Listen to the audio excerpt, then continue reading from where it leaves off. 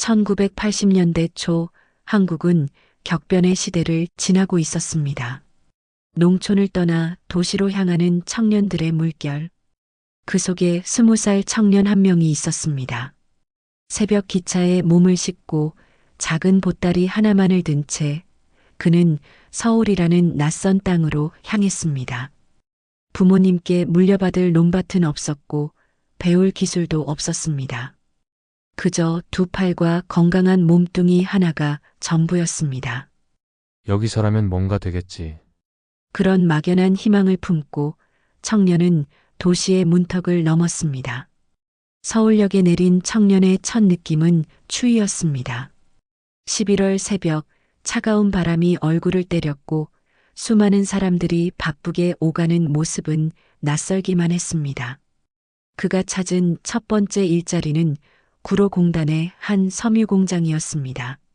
매일 새벽 5시 공장 앞에는 일자리를 구하려는 사람들이 줄을 섰습니다. 20명을 뽑는데 50명이 넘게 모였습니다. 젊은 사람, 힘 있는 사람. 감독관의 외침에 청년은 있는 힘껏 손을 들었습니다. 다행히 그날 그는 선택받았습니다.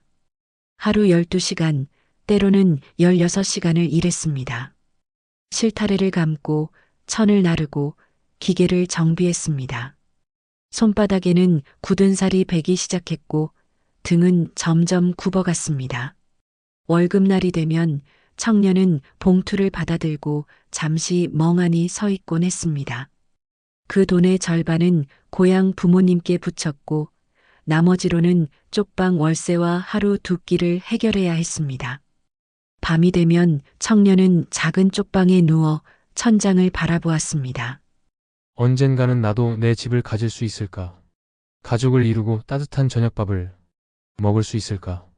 그런 생각들이 잠들기 전 머릿속을 맴돌았습니다. 그리고 다음 날 새벽 다시 공장의 사이렌 소리에 눈을 떴습니다. 서울 생활 2년차 겨울이었습니다. 그해 12월은 유난히 눈이 많이 내렸습니다.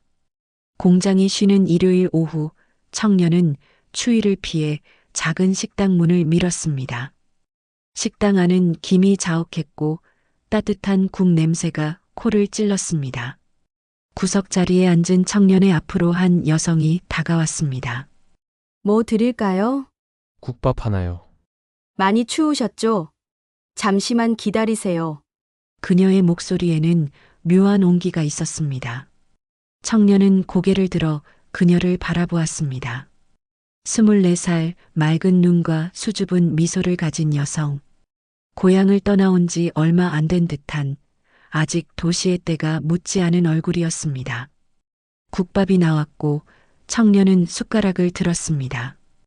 뜨거운 국물 한 모금이 목을 타고 내려가자 가슴속까지 따뜻해지는 것 같았습니다.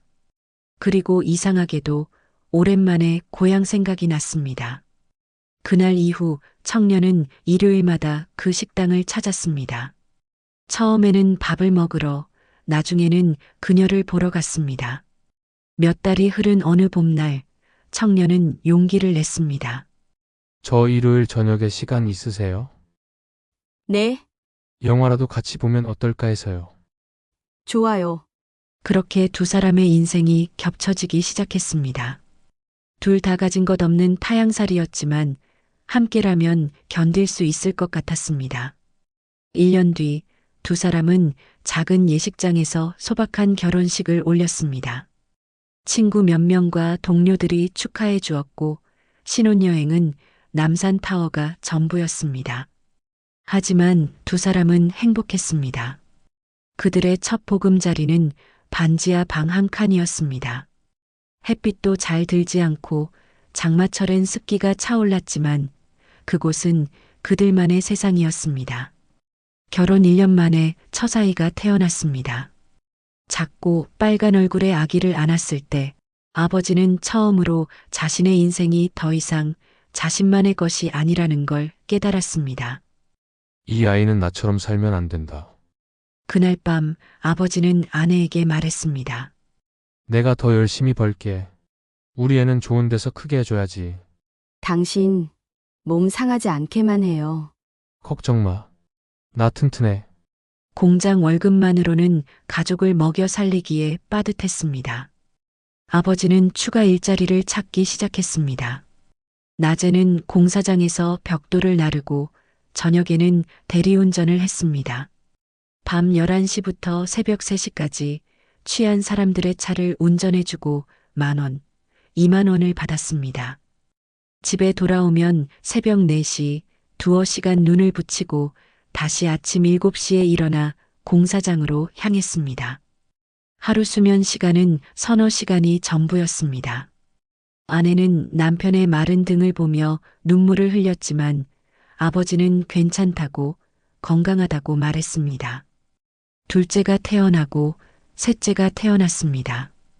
아이들이 자라면서 돈 들어갈 곳은 더욱 많아졌습니다. 학원비, 학용품비, 병원비, 하나하나가 아버지의 등을 짓눌렀습니다. 그래도 아버지는 아이들 앞에서는 웃었습니다. 아빠, 오늘 학교에서 1등 했어. 그래? 우리 딸 최고다. 이거 먹어. 작은 초콜릿 하나를 건네며 아버지는 활짝 웃었습니다.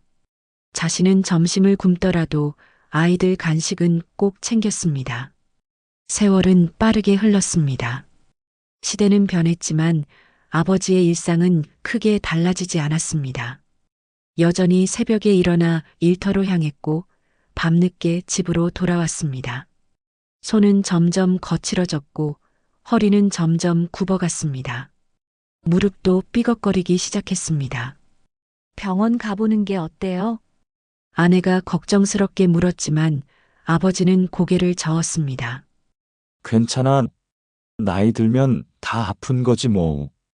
그래도 병원비가 얼만데? 그 돈이면 애들 학원비 한 달치야. 아버지는 자신의 몸을 늘 가장 마지막 순위에 두었습니다. 가족이 먼저였고 자신은 그 다음이었습니다.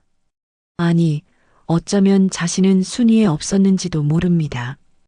아이들이 대학에 진학했습니다. 등록금을 마련하기 위해 아버지는 대출을 받았습니다. 60줄에 접어든 나이에도 공사장에 나가고 밤에는 대리운전을 했습니다. 조금만 더 버티면 돼. 애들 다 졸업하면 그때 쉬자. 스스로에게 다짐하며 아버지는 오늘도 일터로 향했습니다. 70대에 접어든 어느 날 아버지의 몸에 이상 신호가 왔습니다.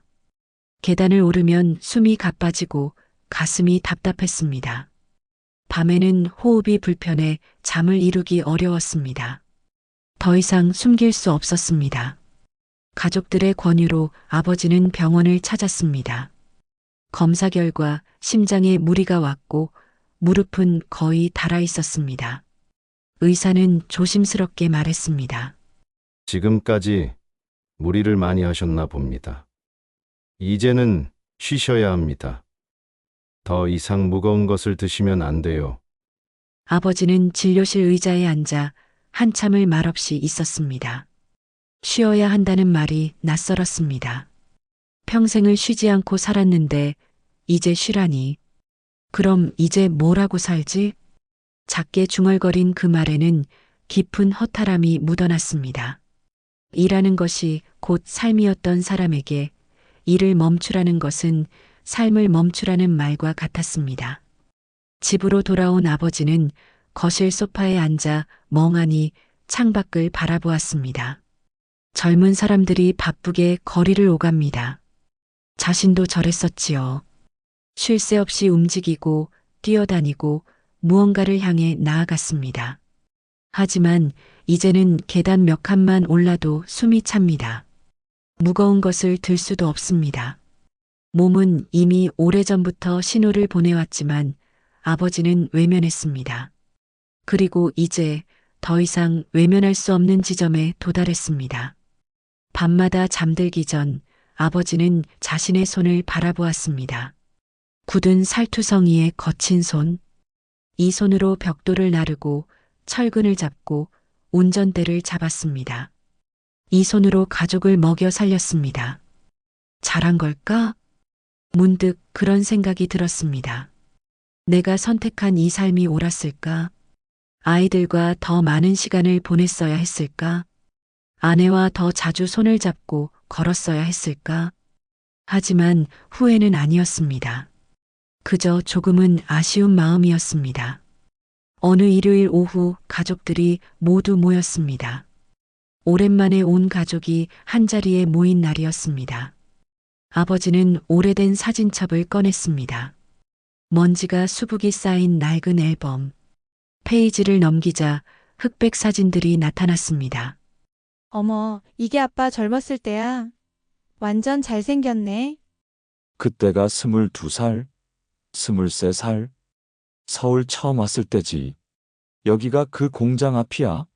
사진 속 청년은 수줍게 웃고 있었습니다. 아직 주름도 없고 허리도 꼿꼿했습니다.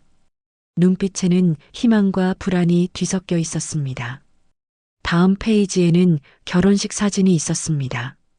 작은 예식장, 소박한 드레스를 입은 어머니와 검은 양복을 입은 아버지. 두 사람은 어색하지만 행복하게 웃고 있었습니다. 그때 당신 긴장해서 말도 제대로 못했잖아. 그랬나? 페이지를 넘길 때마다 세월이 흘렀습니다. 아이들이 태어나고 돌잔치를 하고 입학식을 하고 졸업식을 했습니다. 사진 속 아버지는 점점 나이 들어갔습니다. 머리가 희끗희끗해지고 주름이 늘어나고 허리가 굽어졌습니다. 하지만 아이들을 바라보는 눈빛만큼은 변하지 않았습니다.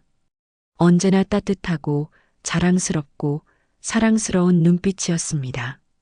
막내딸이 물었습니다. 아빠 힘들지 않았어? 아버지는 잠시 생각에 잠겼습니다. 힘들었냐고요? 물론 힘들었습니다. 매일이 전쟁 같았고 쉴 틈 없이 달려왔습니다. 때로는 너무 지쳐서 모든 걸 내려놓고 싶었습니다. 하지만 아버지는 천천히 고개를 저었습니다. 힘들진 않았어, 너희가 있어서. 그 말에 거실이 조용해졌습니다. 아이들은 아버지를 바라보았습니다. 이제는 허리가 굽고 머리가 하얗게 센 하지만 여전히 자신들의 든든한 아버지를. 아버지는 다시 사진첩을 넘겼습니다. 참 빨리도 갔네, 어제 같은데. 그렇습니다. 시간은 참 빠르게 흘렀습니다. 20살 청년이 70살 노인이 되는데 걸린 시간이 마치 한순간처럼 느껴졌습니다. 하지만 그 한순간이 모여 한 사람의 인생이 되었습니다. 그리고 그 인생은 결코 헛되지 않았습니다. 아버지는 마지막 페이지를 넘겼습니다. 가장 최근에 찍은 가족 사진이었습니다. 온 가족이 모여 환하게 웃고 있는 사진.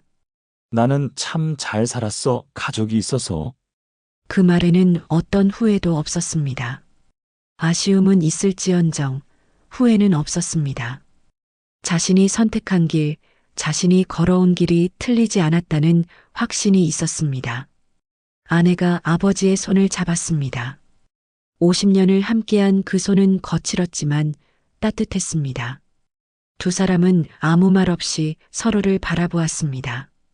그 침묵 속에는 수많은 이야기가 담겨 있었습니다. 함께 웃었던 날들, 함께 울었던 날들, 함께 견뎌낸 날들. 그 모든 것들이 두 사람의 주름 속에 새겨져 있었습니다. 저녁 무렵 아버지는 창가에 앉아 노을을 바라보았습니다. 붉게 물든 하늘이 천천히 어두워지고 있었습니다. 평생을 달려왔습니다. 쉴 틈 없이, 돌아볼 틈 없이. 하지만 이제 멈춰섰습니다. 그리고 비로소 뒤를 돌아봅니다. 그곳에는 자신이 지켜온 모든 것들이 있었습니다. 사랑하는 가족, 따뜻한 집, 아름다운 추억들. 잘 살았다. 아버지는 다시 한번 작게 중얼거렸습니다. 그 말에는 한 사람의 인생 전체가 담겨 있었습니다. 우리는 모두 누군가의 아버지이고 누군가의 어머니입니다. 누군가의 아들이고 누군가의 딸입니다. 그리고 우리는 서로를 위해 살아갑니다. 때로는 힘들고 때로는 지치지만 그럼에도 우리는 계속 걸어갑니다. 사랑하는 사람들을 위해, 지켜야 할 것들을 위해. 이것이 한 아버지의 이야기입니다. 그리고 동시에 수많은 아버지들의 이야기입니다. 모든 아버지들에게 바칩니다. 이 영상이 마음에 드시면 구독과 좋아요 눌러주세요.